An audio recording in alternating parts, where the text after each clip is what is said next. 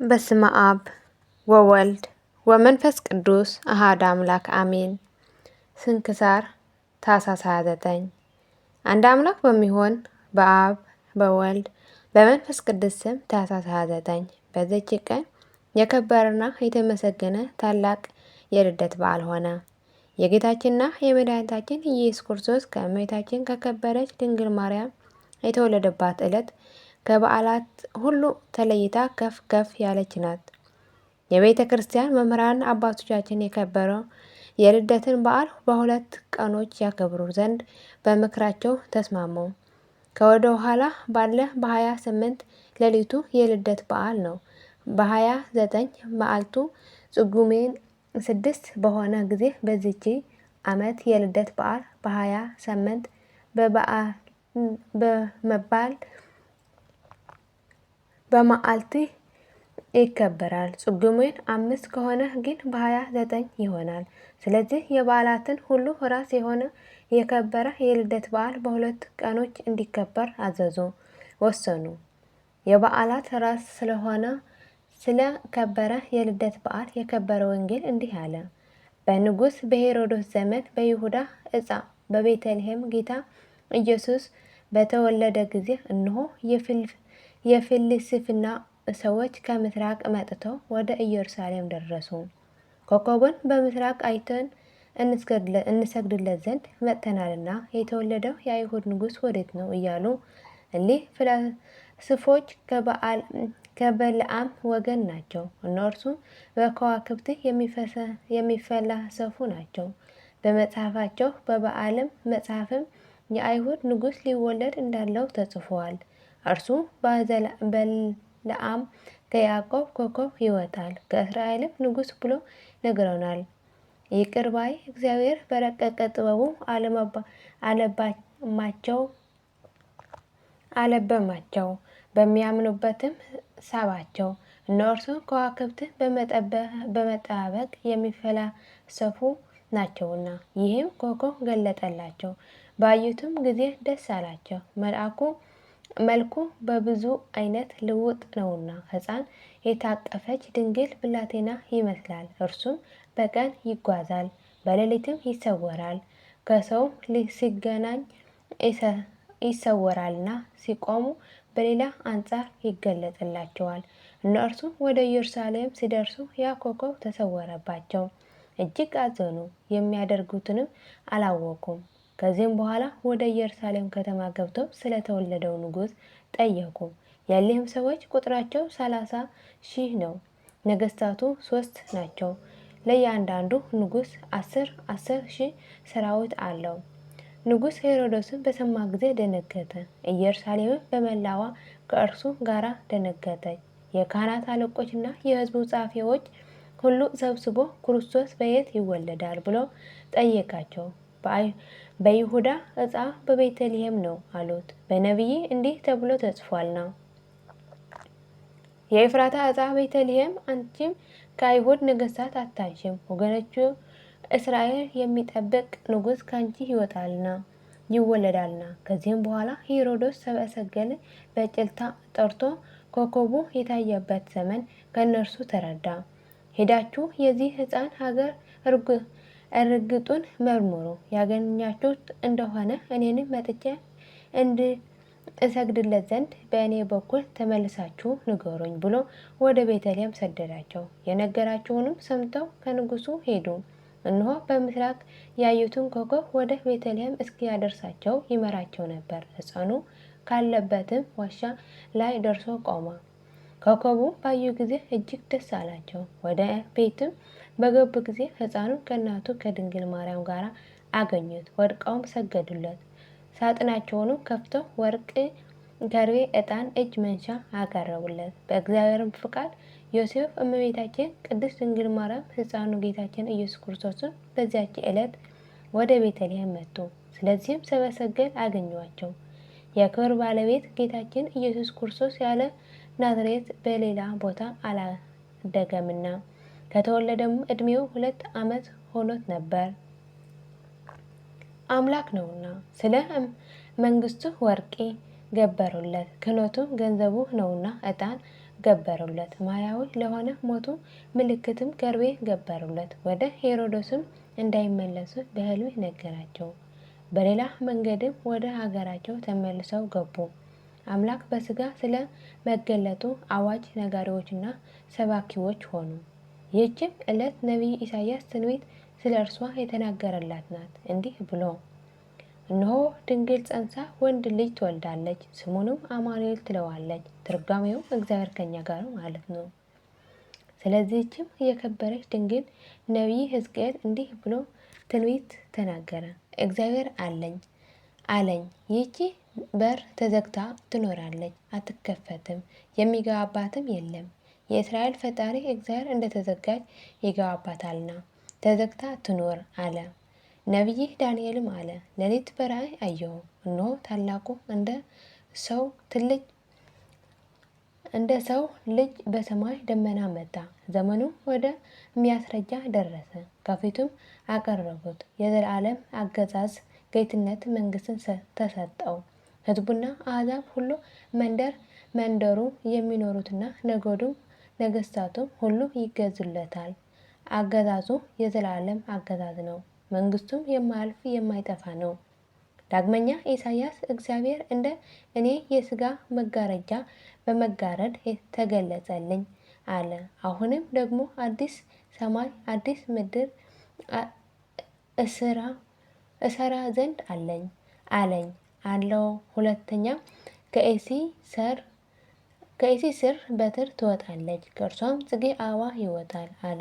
ዳግመኛም ሕፃን ተወልዶልናል፣ ወንድ ልጅም ተሰጥቶልናል። ይኸውም ስልጣን በጫንቃው የሆነ ክርስቶስ ነው። ስሙንም ድንቅ መካር፣ የዘላለም አባት፣ የሰላም አለቃ ይባላል አለ። ኤርምያስም ስለ እግዚአብሔር እንዲህ አለ። በዚያ ወራት ለዳዊት ብርሃን አወጣለት፣ በምድርም የቀና ፍርድን ያደርጋል፣ እግዚአብሔርን ያመኑበትን ያድናቸዋል። ኤልሳዕም እንዲህ አለ፣ እግዚአብሔር ከሰማይ ይወርዳል፣ በእስራኤል ልጆች አደባባይም በመመላለስ ለሕዝቡ እውቀትን ያስተምራቸዋል። ከአብርሃም ልጅነት ልዩ ከሆነ ወገኖቹ በቀር አሕዛብ ሁሉ ይታዘዙለታል። ናሆም ነቢይም እንዲህ አለ፣ እግዚአብሔር በእኔ አርአያ ይመጣል፣ ልብሱንም እንደ ልብሴ ነው። ነቢይ ኢዩኤልም እንዲህ ተናገረ፣ የእግዚአብሔር ዙፋን የሆነች ብላቴና ድንግል አየሁ። እርሷም እንደ እሳት ያለባት ነበር። ስለ እርሷም ይህች ማን ናት ብዬ ኪሩቤልን ጠየቅኩት። ከአዳም ልጆች የተመረጠች የእግዚአብሔር ዙፋን ይህች ድንግል ናት። በእርሷም የተጎሳቆሉ አሕዛብ ይድናሉ። ለአመነባትም ረድኤትና መጠጊያ ናት። ዳዊትም በመዝሙሩ እንዲህ አለ፣ እግዚአብሔር አንተ ልጄ ነህ፣ ዛሬ በተዋህዶ ወለድኩ አለኝ። ለምነኝ፣ አሕዛብ ለርስትህ አድርጌ እሰጥሃለሁ፣ ግዛትንም በመላው ዓለም ነው። ዳግመኛ አብ አለ፣ ቀዳማዊ ወልድ በኃይል ቀን ከአንተ ጋራ ሳለው ከአጥቢያ ኮከብ በፊት ከሆድ ወለድኩ። እነሆ መልከ ጼዴቅ ሥርዓት አንተ የዓለሙ አገልጋይ ካህን ነህ ብሎ እግዚአብሔር ማለ። ከማለም አይጸጸትም። ቤዛ ይስሐቅ ከሕቱም ዕፀ ሳቤቅ እንደተገኘ ለእስራኤልም በበረሃ ውስጥ ከሕቱም አለት ውሃ እንደፈለቀ የደነቀች የአሮን በትርም እንደለመለመችና እንዳፈራች በሰምሶም እጅ ውስጥ ከአህያ መንጋጋ አጥንት ውሃ እንደፈሰሰ እንዲሁም የጌታችን ልደት በሕቱም ድንግልና ሆነ። በዕፀ ሳቤቅ ውስጥ እሳት እንደ ነደደች እጽቱም እንዳልተቃጠለች እንዲሁ የመለኮቱ እሳት ድንግልን አላቃጠላትም። ለእርሱም ከችሩ አባቱ ከማያዊ መንፈስ ቅዱስ ጋር ጌትነት፣ ክብር፣ ምስጋና፣ ሰጊድ ከእርሱ ጋር በትክክልነት ይገባል ለዘላለሙ አሜን።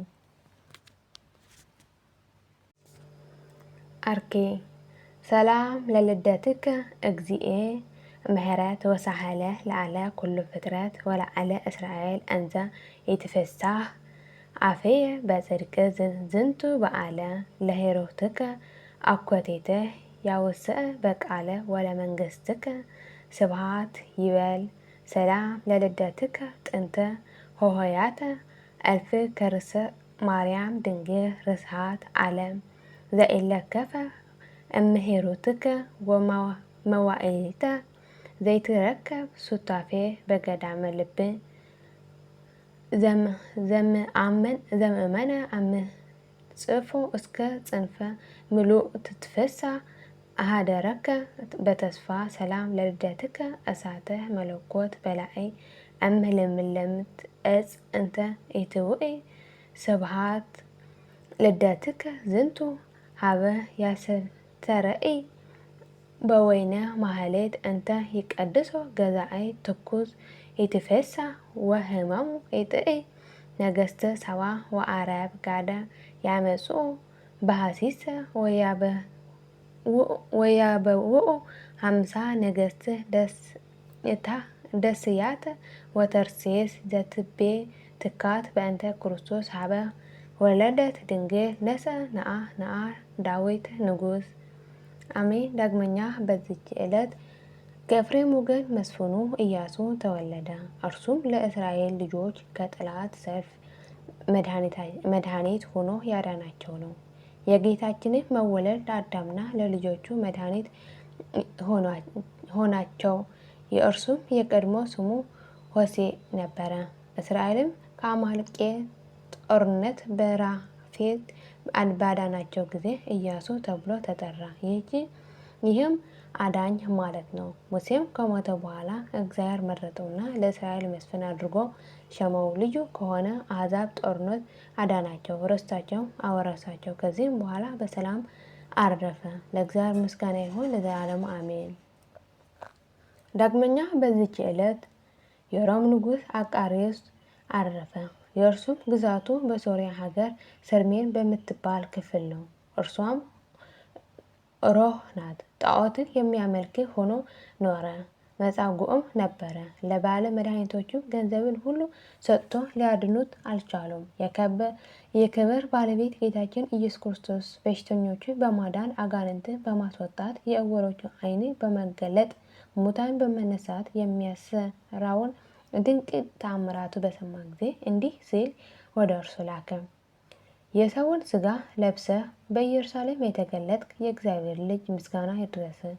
ከእርሱ ሳትለይ ወደ ታች ለላከ ለቸሩ አባትህ ምስጋና ይድረሰው።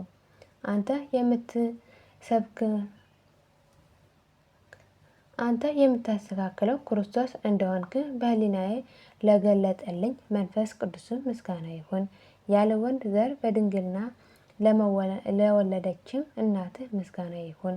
ለሚያምንብህ ሁሉ ሰላምታዬ ይድረስባቸው። እኔም በአንተ አምኜ ከንቱ ጣዖትን ከማምለክ አንተን ወደ ማምለክ ተመለስኩ። በእኔ ላይም ንጉሥ ትሆን ዘንድ ሀገሬንም ትባረክ ዘንድ ከበሽታዬም ታድነኝ ዘንድ ከኃጢአቴም ታነጻኝ ዘንድ ወደ እኔ ና። ጌታ ሆይ የከበረ ስምህን አይሁድ ሲጠሉ ለአንተ በኢየሩሳሌም መኖር ምን ያደርግልሃል? በከንቱ ለምን ትደክማለህ? መካሪህ ያጡ ወገኖች ናቸውና። በቀድሞ ዘመንም ድንቆች ተአምራቶችን በማድረግ ከግብፅ ሀገር ባወጣሃቸው ጊዜ አላመኑብህም። በበረሃም 40 ዓመት መናውን በመገብካቸው ጊዜ ተቆጥተህ ለጥፋት እስከ አደረስካቸው በአንተ ላይ ምንም ያህል አጉረመረሙብህ። በሚራብና በሚጠማ በምድራዊ ስጋም ሲያዩ እንዴት ነዋ ሀሳባቸው ከዚህ የተለየ ይመስልሃልን? አንተ ከጥንት ጀምሮ የተሰወረውን ታውቃለህና። ይህን የመሰለውን ጽፎ ደብዳቤ ወደ እርሱ ላክን።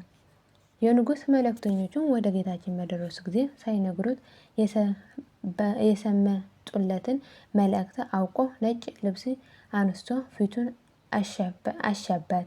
የፊቱ መልክ እንደ ልብሱ ገባ ከቀደመ መዝሙሩ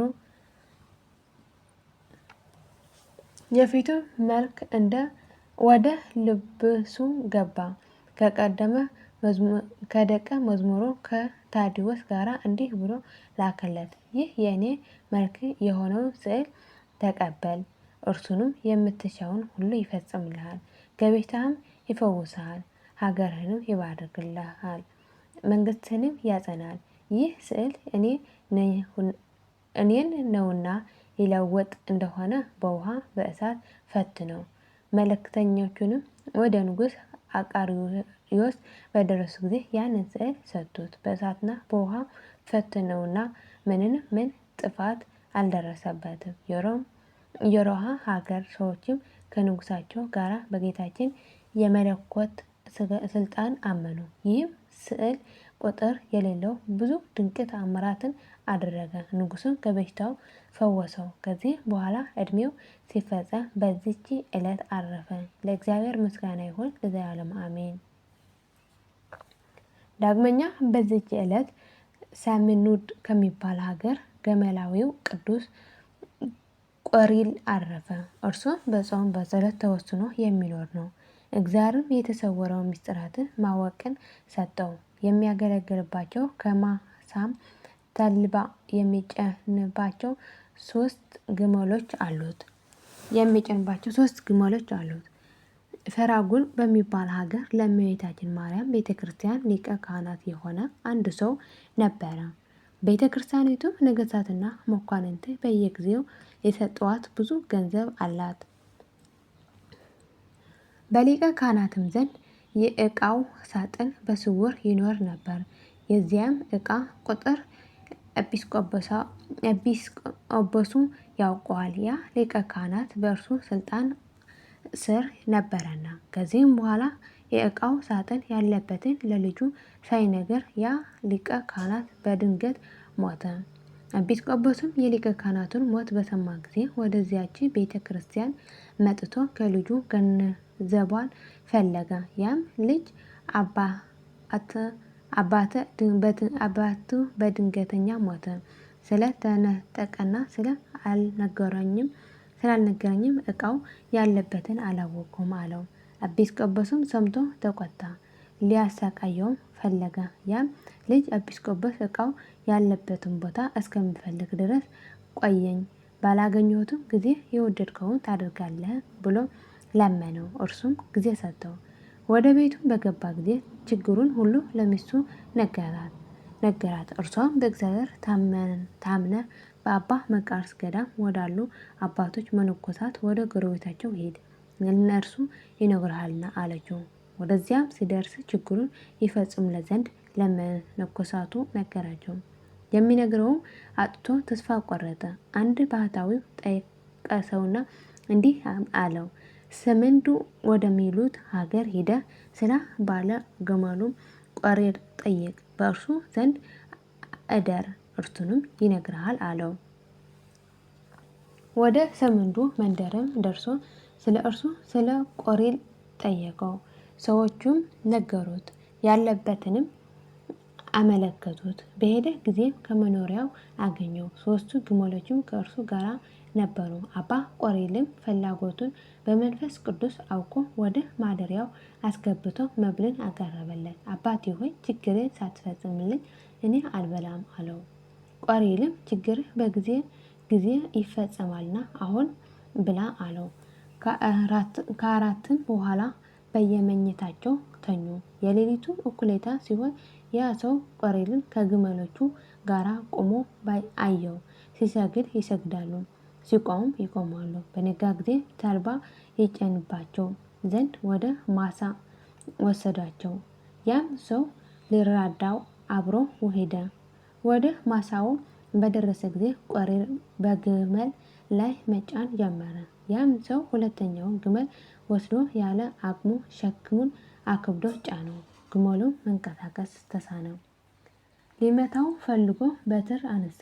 ግመሉም አባቴ ቆሪል ሆይ በላይ ጉዳት እንዳያደርስ ይህን ሰው አታሰናብተውምን? እርሱ ያለ ችሎታ አሸክሞኛልና ብሎ በሰው አንደበት ጮኸ። ቆሪልም መጥቶ ሸክሙን አቀለለለት። ያ ሰው ልጄ ሆይ በማይችለውን መጠን ለምን አሸከምከው? አንተ የምታዘውን ልትሸከመው የማትችለውን ሸክም በላይ ስለ አመጡብህ አይደለምን? አለው። ወደ ቤቱ በገቡ ጊዜ ያ ሰው ስለ ችግሩ የዕቃውን ቦታ ይገለጥለት ዘንድ አባ ቆሪልን ለመነው። እርሱም ሌላ እንዳይናገር ካማለው በኋላ ገለጠለት፣ እንዲህም አለው፣ በዚያች ቤተ ክርስቲያን በስተ ምስራቅ ታናሽ ዋሻ አለ። ዕቃውንም በዚያ አለ። ወደ ቤቱም በተመለሰ ጊዜ ለሚስቱ ነገራት። በአንድነትም ወደዚያ ቦታ ሄዱ። ከነገስታት መዛግብቲ እንኳን የሚመስለው የሌለ መዝገቡን አገኙ። ከዚህም በኋላ ለኤጲስቆጶሱ ነገሩ። ኤጲስቆጶሱም ይጠብቅ ዘንድ ለእርሱ ሰጠው። ይህም ጻድቅ ሰው ቆሬ ብዙ ተጋድሎ ከተጋደለ በኋላ በመልካም ሽምግልና አረፈ። ለእግዚአብሔር ምስጋና ይሁን። እኛንም በዚያ አባት ጸሎት ይማረን፣ በረከቱን ከእኛ ጋር ትኖር ለዘላለሙ አሜን። ዳግመኛ በዚች ዕለት እና በዚች ቀን የአክሲማ ሰማዕት መታሰቢያቸው ነው። እነርሱም በከበረ የልደት በዓል በቤተ ክርስቲያን ውስጥ የቁርባን ቅዳሴ አድርገው ተሰበሰቡ ሳለ እነሆ የክብር ባለቤት ጌታችን ኢየሱስ ክርስቶስ በመሰዊያው ላይ ስጋውና ደሙን ለሕዝቡ ሲያቀብላቸው አዩት። ከዚህም ታላቅ ደስታ ውስጥ እያሉ መኮንኑ አርያኖስ መጥቶ ከበባቸው። ወደ ቤተ ክርስቲያንም ገብቶ ስማቸውን